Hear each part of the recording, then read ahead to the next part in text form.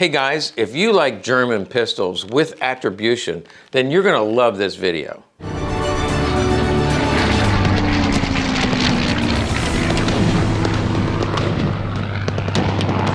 Okay, so what the heck is attribution? You may know, but basically it's a gun where we know it's attributed to an officer of some kind. So we know the German officer that this was issued to.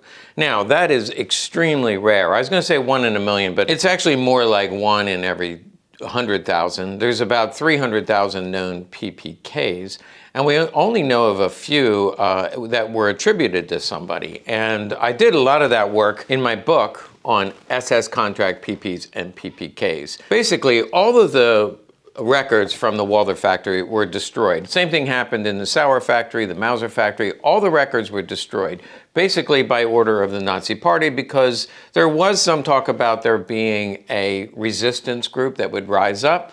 And of course, they knew the Allies would look up who had guns and they'd knock on their door and collect all the guns. So instead, when they went into a town or village, they would ask everyone to turn in their guns. All the honest, law-abiding citizens did that. But they were not able to get any factory records. So when people write to me, and this happens almost on a daily basis, they say, here's the serial number of my gun. Can you tell me who it was issued to? No, I can't. I have a chance of about 1 in 100,000. So it very rarely happens.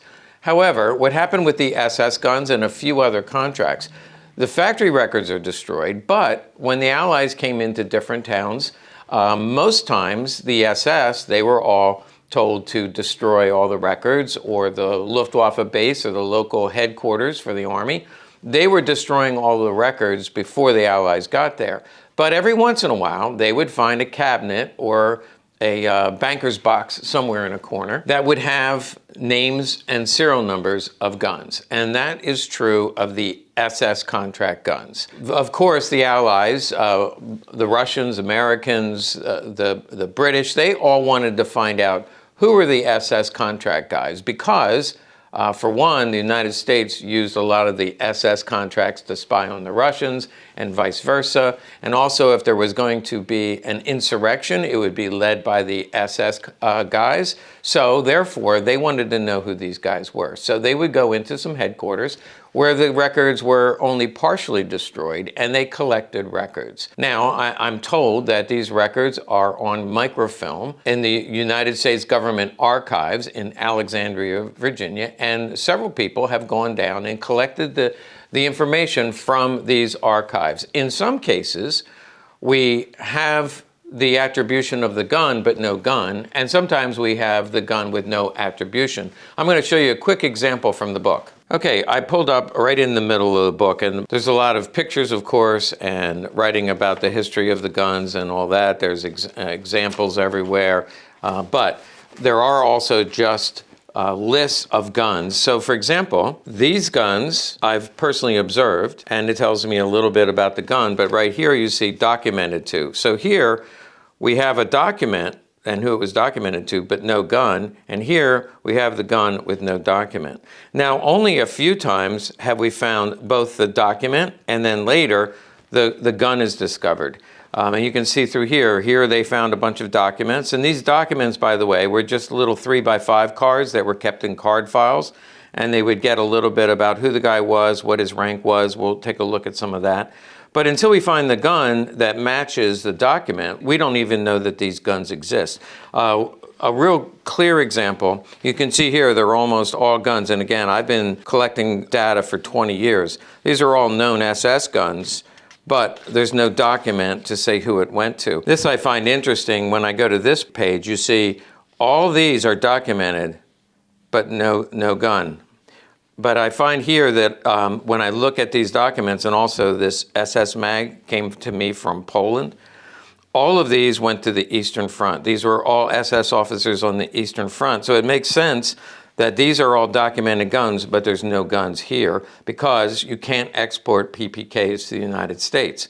So in this case, we have a lot of documented guns, but they're probably destroyed. The Soviets wouldn't allow citizens to keep their guns. And when their soldiers picked up guns, I'm sure they didn't allow them to keep them either. You see the same thing on this page. All documented guns, but they don't exist. They all went to Ukraine, Poland, and other parts of the Eastern Front. So the focus of this video is the fact that I have sold 3, well actually this one just came in this week, which led me to do the video.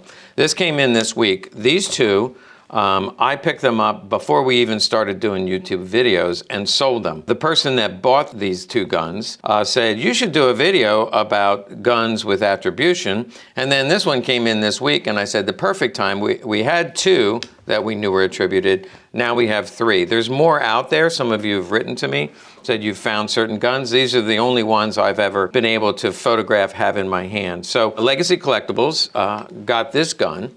It's an RZM. And it is muzzle numbered. It's always hard to get that, but you can see serial number here matches the serial number here. This is considered a variation 1. Variation 1 is RZM with a muzzle numbered matching slide.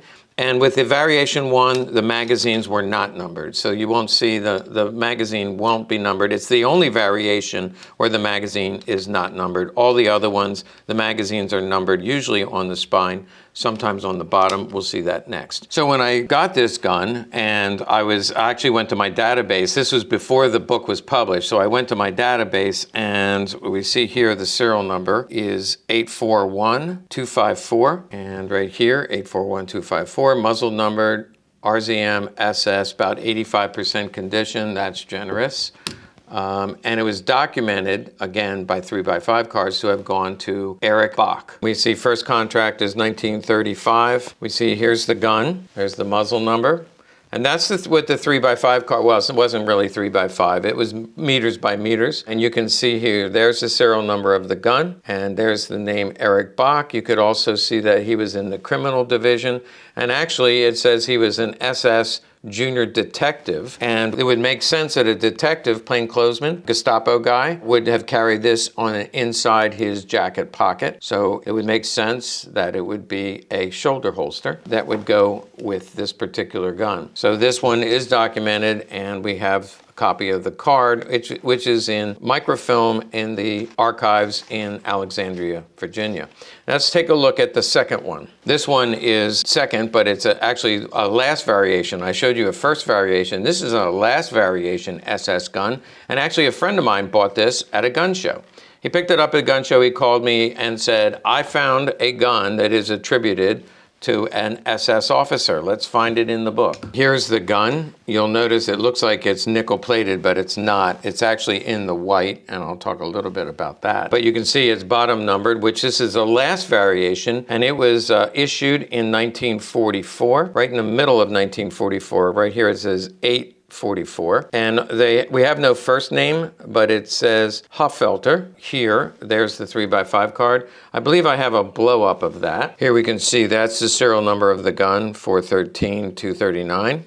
Hoffelter SS, and he was a SS colonel, so he was high ranking. The other was a junior detective. This is an SS colonel, and this is a blow up of the actual card. My German is not that good, but when I look along here, it says it came with a spare magazine. It came with a dummy round, so you could keep one in the chamber and see that the signal indicator pin was working.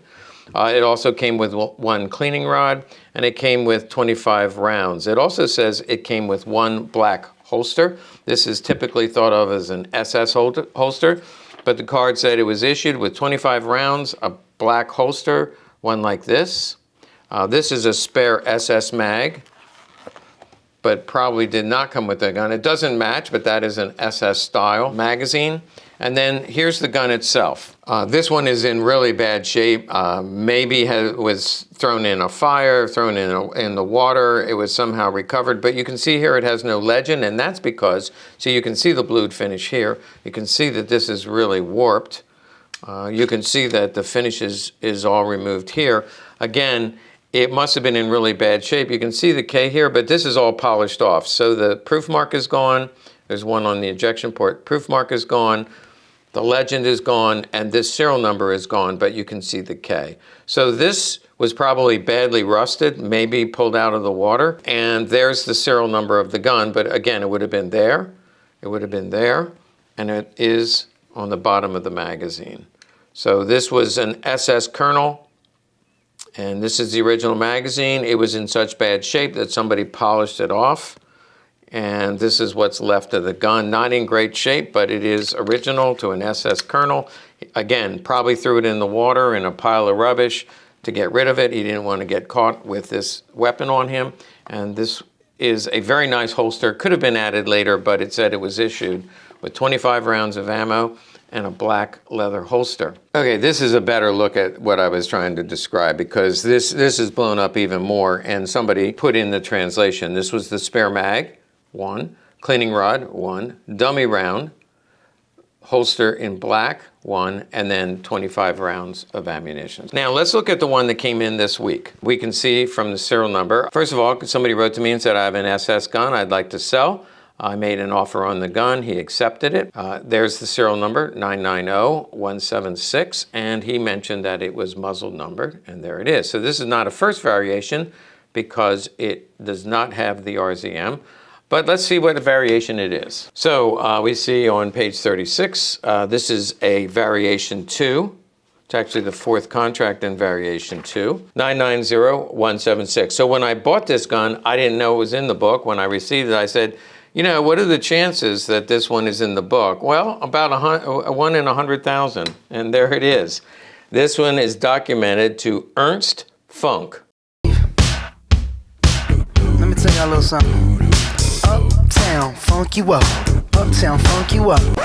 Okay, that really funked me up. But that's Ernst Funk, and right ahead of him is Paul Ernst and then Ernst Elder. So Ernst. So this gun came in, and it is muzzle numbered. Now, unlike the first variation, this one will have a numbered magazine. Unfortunately, it doesn't match exactly, but it's about 100 numbers off. You can see right here, 990, and it is magazine number 1. It does have the finger extension, which is probably original to the gun, and magazine number 2 would be just a regular flat bottom magazine. A couple more factoids, by the way. All of these come in 7.65. So the contract guns for the SS all came in 32 caliber, 7.65. The majority of them were PPKs, and a lesser amount, much lesser number are in PP variation. Those typically would be found in a holster on your side, but a lot of the preference for the PPK was the smaller size, and it would fit in a vest pocket or inside your jacket. I hope you enjoyed that, and I hope you enjoyed my dance moves, because I'm thinking about a career in TikTok. Thanks for watching. Make sure you like and subscribe to our channel, because you never know when you're going to get funked up again.